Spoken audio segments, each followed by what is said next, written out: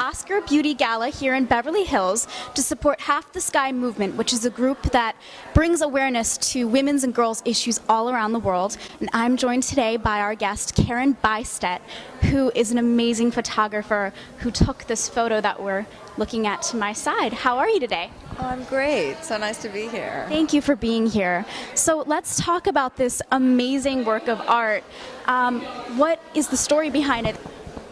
Well, the story behind how I took it, I was 19 and I was a NYU film student, and I came up with an idea to shoot a book about male models.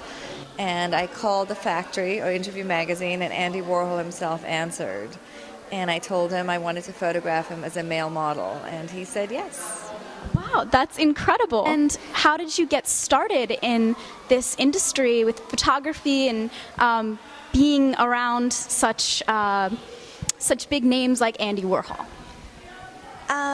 I just came up with a really great idea. I apprenticed a fashion photographer, and I met all the top models, and so I thought, oh, it would be really cool to do a book about male models because there's so much about female models.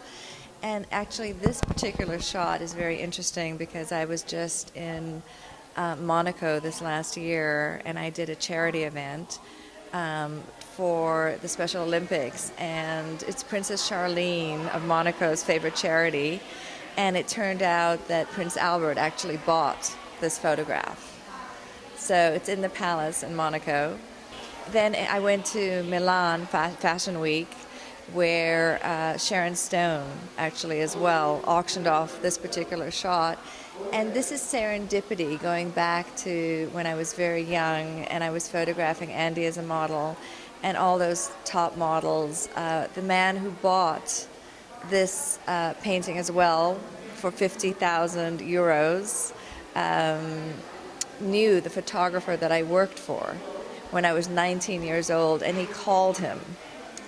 He called him in Milan, and he actually remembered me. And this is, of course, 29 years ago. So, but it's the Lost Warhol collection, and I'm just now bringing it out into the world, and I'm thrilled. That's incredible. What an incredible story, and very inspiring to young artists out there who are trying to make a name for themselves. Tell us about this photo.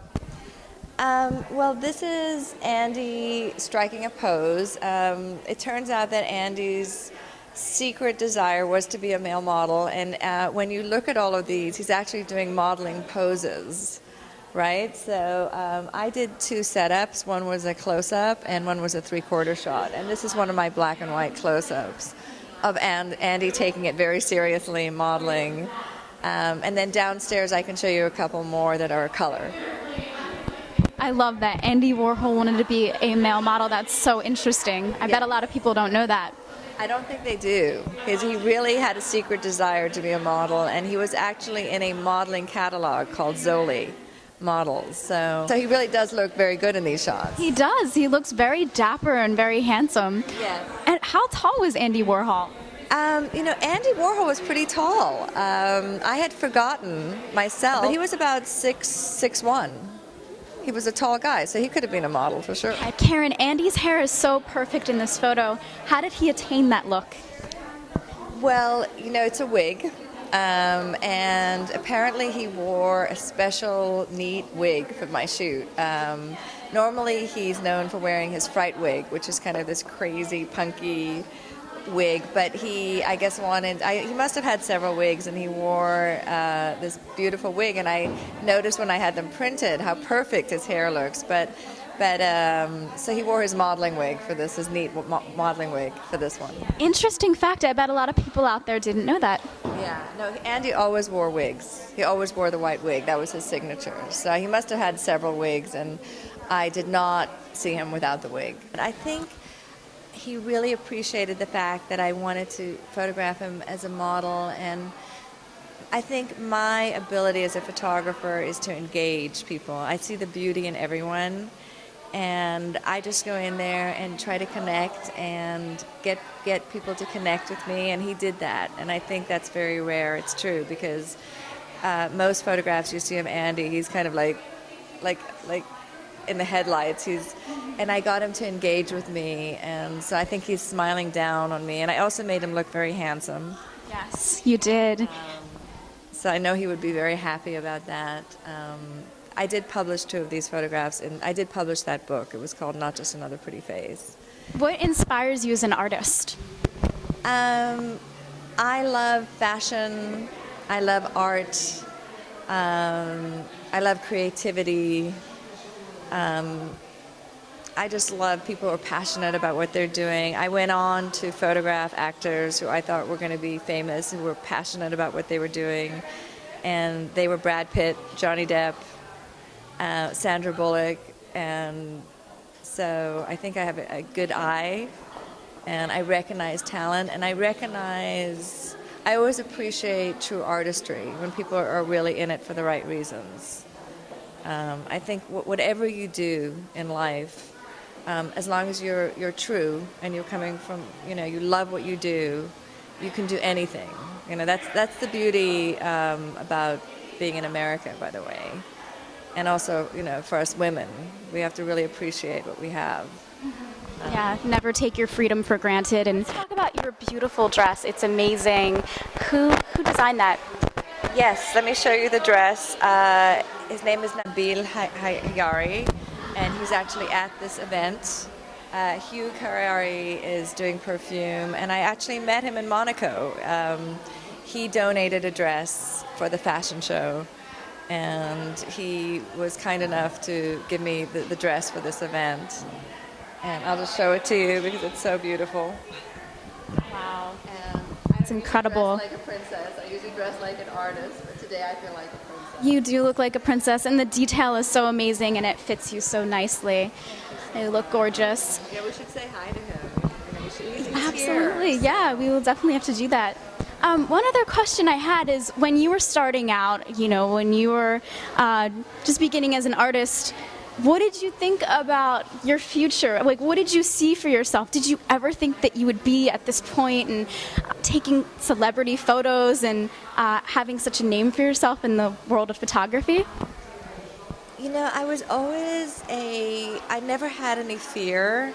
And it was, I won't lie to you, it was very difficult in the beginning. I had a lot of doors shut in my face. Andy said yes to me, and the model said yes, but it took a long time to get an agent who was willing to shop my book around.